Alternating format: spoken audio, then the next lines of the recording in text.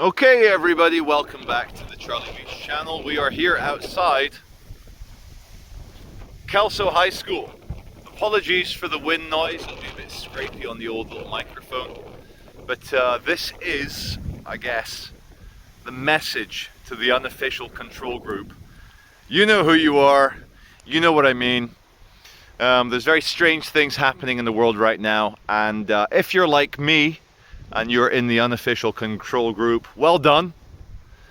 You have survived and stood strong against the greatest propaganda campaign this world has seen probably ever.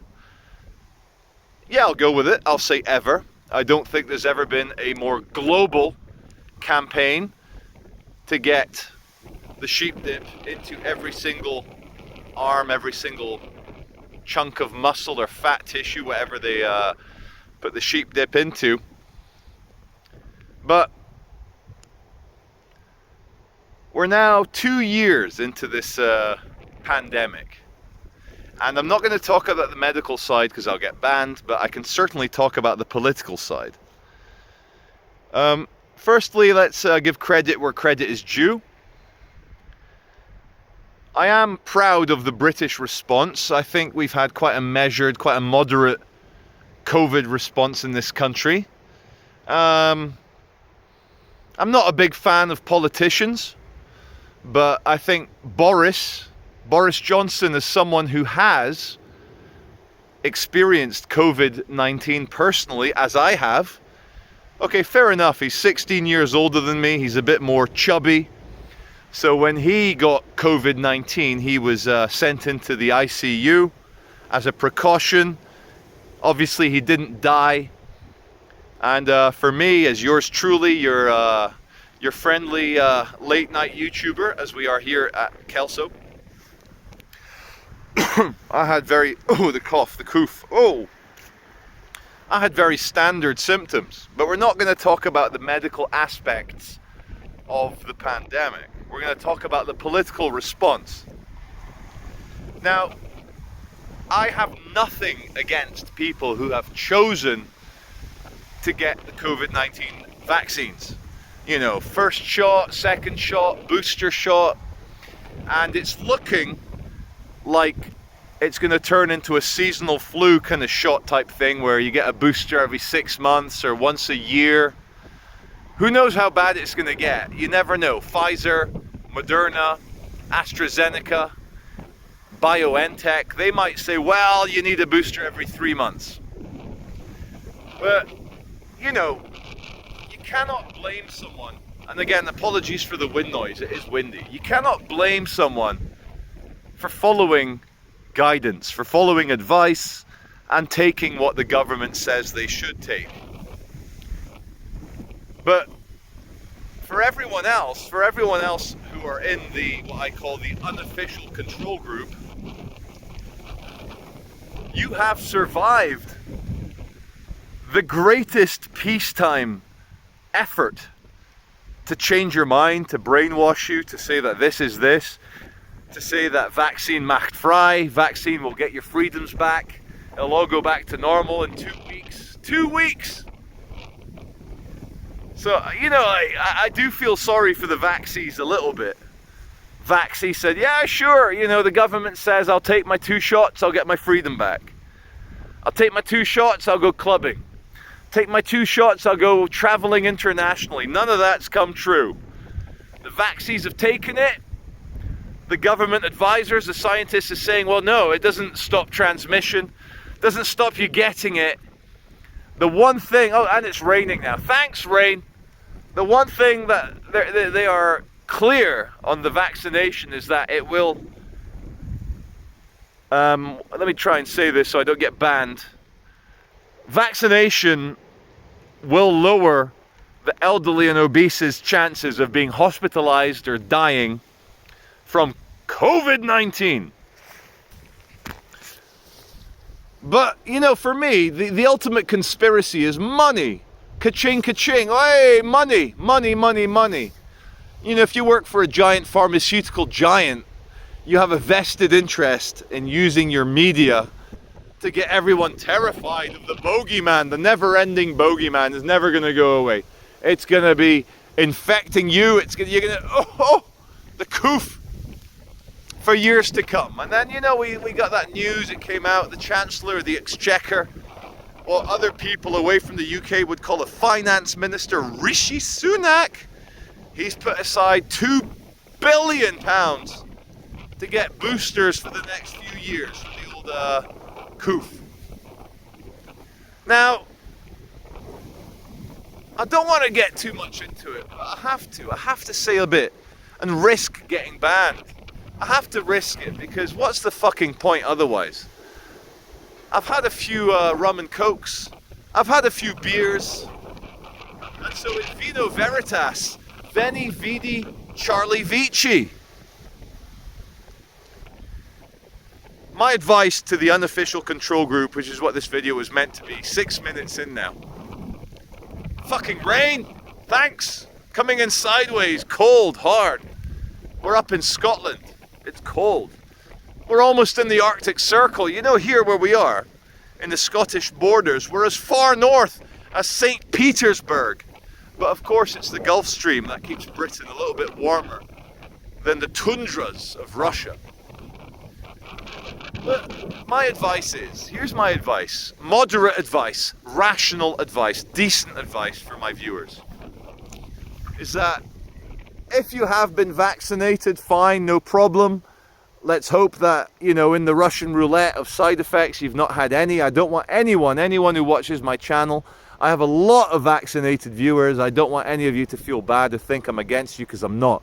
My parents are vaccinated, most of my family are vaccinated, and I would almost recommend that if you're obese, if you've got lots of underlying health problems, if you've got asthma, if you've got big problems where the coof could fuck you up, and you know, my experience was it was a bit worse than the regular cold, the regular influenza. It was a bit bad. My advice is, if you're elderly, if you're fat, if you're full of underlying health problems, is get the vaccine, because it's probably better than getting the coof. And I speak from experience. I've had the coof. It was all right. I was immunosuppressed, but I was all right. I survived it. I'm a pure blood. I'm unvaccinated. I've not had any mRNA jabs. I've not had any vaccines, and I'm fine. But for the unofficial control group, which is my fellow unvaccinated brethren, my brothers, my sisters, is that, you know what, don't feel fucking pressure, man. Like, propaganda is disgusting. Government desires to get you to do stuff can sometimes be disgusting. And like, I can see both sides. I can totally see normies in the government, normies in the scientific community, normies in the medical community looking at the statistics, and the statistics show that if you've been vaccinated as elderly, obese, underlying health problems, your chances of dying from the coof or being hospitalized from the coof are a lot lower. Is that a good thing? Probably. But politically, I'm against the idea of every single child over the age of 12. Or what did Boris Johnson say today? He came out and said he's begging the public to get the boosters. He's saying, I'm quoting him directly, we must save our way of life by getting the coof vaccine. I can see it. I can totally understand. I can put my normie hat on. I can see where you're all coming from. I can. But part of me, and I'm not giving medical advice. This is just my statement for everyone who has remained control grouping, who has remained unvaccinated. It seems as if we have survived the most powerful media-led, government-led, pharmaceutical-led, corporation-led, television-led guilt campaign. This is like World War I or World War II, where the girls would put white flowers in your cap if you were a conscientious objector. Put the white cap in his hat. Here's a coward. Don't fuck him, girls. He's a coward. He's a fucking coward. I don't want that to get to this now with this pandemic response. There are literally in this country, in Great Britain, millions of people who have not taken the vaccine. Around the world, there are billions. You look at Africa. Africa has a vaccination rate of 7.72%. So 92% of people in Africa have not had the vaccine. Now, I'm not saying that that's because they're brave fucking control group warriors. Maybe they don't have access to it. Maybe they live out in the fucking middle of the Kalahari Desert. There's no fucking NHS there to give them the vaccine. But Africa has not had any kind of like untoward, crazy fucking death rates from the vaccine. Am I going to get banned for saying that? Probably. But my drunken message here in Scotland, fucking drunk, man, is to say that well done for everyone who's not had it. Not for medical reasons, but for... Can you see the rain? That's fucking me up. Not for medical reasons, but just to say that it's not right to be pressured into stuff. Do you remember a guy called Harvey Weinstein? Harvey Weinstein, big fat Hollywood producer. The Weinstein Company worked very closely with Quentin Tarantino and many other very famous, very powerful directors, etc. Weinstein Company, one of the biggest players in Hollywood. Harvey Weinstein was thrown in jail for basically doing what the government's doing. Unless you get my big fat schlong in your mouth and give it a suckle, you're not going to get that film role. You know, young lady, you're not going to be in the new fucking Tarantino movie unless you fucking sit on my face and do what you need to do. Shit, why am I going down the Harvey Weinstein line? But the government as well fucking saying, you got to get your medication or you're not going to get a job, you're going to get sacked. You're not going to be able to go clubbing, you're not going to go traveling. Man, that kind of pressure to say, look, you got to get this or you're not going to live your life, that's not right. It's not cricket, it's not British. It's not British. And so I was like, what the fuck, man? I love Sajid Javid now. He's a beautiful man, beautiful shaved head. Sajid Javid, our health secretary, came out and said, look, we will never have mandatory vaccination in this country. It's just not British. It's not. He actually quoted and said it's not ethical to have mandatory vaccinations, which is with a direct dig at the Germans, the Austrians, and every other place. Australia, New Zealand are soon on the way to bring in mandatory vaccinations. Can you imagine? For something, especially now with the Omicron variant, which is less damaging than the Delta variant. Can you imagine governments which people elect? You know, we are the sovereign people. We are the government by the people, for the people, of the people. Can you imagine your government saying, we are the admin staff, but we are in charge now. We are the fucking guards at fucking Treblinka and Auschwitz, you fuckers. And WTF, dude, I love Sajid Javid now for saying we're not going to have compulsory vaccination. So as a quick side, I am proud of the British response to the pandemic. But my advice for all the unofficial control group, of which myself am included, now that I have COVID-19 antibodies created by my immunosuppressed immune system, even immunosuppressed, I was fine. Flowing through my body, flowing. My advice to you guys is like, we need to just wait and see, okay? We need to wait and see. Because there is an argument, hear me out, don't hit unsubscribe, don't freak out. There is an argument that private companies, private corporations that run nightclubs or theaters or fucking concerts, they can choose what they want. Choose, personal choice, company choice, free choice. If they say we want everyone that comes into this venue to have a COVID passport, that's their choice. It's a private company. You don't have to go there. So we need to not freak out. Let's not fucking smash shit up at protest. I love a good protest. I believe that the anti-mandate protests across Europe are 100% correct. 100% correct and 100% righteous. But in Britain, it's a bit different. We're a bit different in this country. We left the European Union. We're not a totalitarian super state. We're not a fucking, we're not a Stasi nation. We're not a fucking KGB nation. We're not a fucking Nazi nation. We are Great Britain. And I understand Florida and Texas in America are also a little bit more liberty-loving than the rest of America. So for me, as a 41-year-old father of 3, as a 41-year-old self-employed fucking media man, I'm just going to wait and see. Give it a few months. Did you hear that fart? You better not have heard that fart. I bet you did. Of course you did. You fuckers don't fucking miss a trick. But I'm not going to smash shit up. I'm not going to go nuts. I'm not going to get angry. I'm just not going to go where people say I need to show the papers. Show your papers to come in. I'm not going to do it. You just don't show your fucking papers in this country to go into a nightclub. It's just not done. But then again, I'm also, you know, a libertarian. I'm like, well, you know, if I ran a nightclub, or if James Smith, fucking Jamie Bobface runs a fucking nightclub, he can fucking choose. If he wants to say everyone needs to be COVID passported to go in, that's his fucking choice. But it's also my choice as the unofficial control group to not go in, to not be bothered. Who knows what the next year is going to bring? Who knows what the next 6 months are going to bring?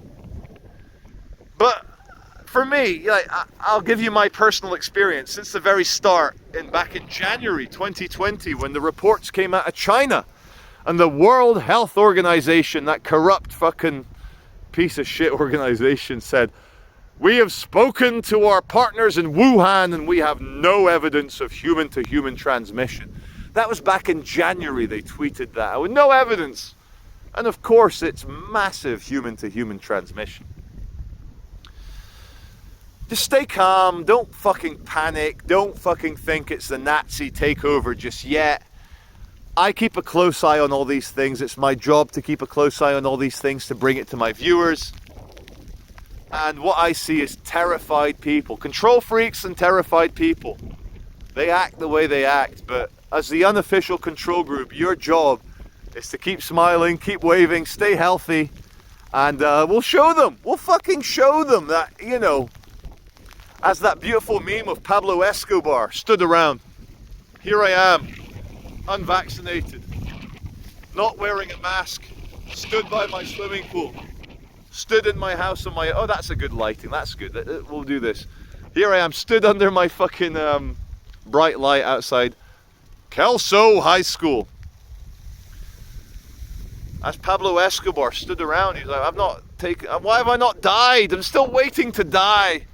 Our biggest weapon, guys, is our smiles, our health, our ability to enjoy life, our ability to fucking enjoy everything without doing as we're told. And I'll end this on a kind of bringing together note. If you're fat, if you're elderly, take the fucking vaccine. As someone who's had COVID, I don't want a fat bastard or a fucking little granny to have what I had. It was a bad coof. It was a bad coof. But if you're under 50, if you're under 60, if you're fucking a child, if you're at school, if you're at university, you have an immune system. You have a fucking immune system. Something which has been forged for literally hundreds of millions of years since the fucking genesis of life on this fucking, sorry for swearing, since the genesis of life on this planet. The immune system is the second most advanced, most complicated, amazing system in your body after the neuron, the fucking brain network, your fucking synapses and brains and brain power. The brain is the most complicated thing in the universe. Fact. The immune system is the second most complicated thing in the universe. Fact.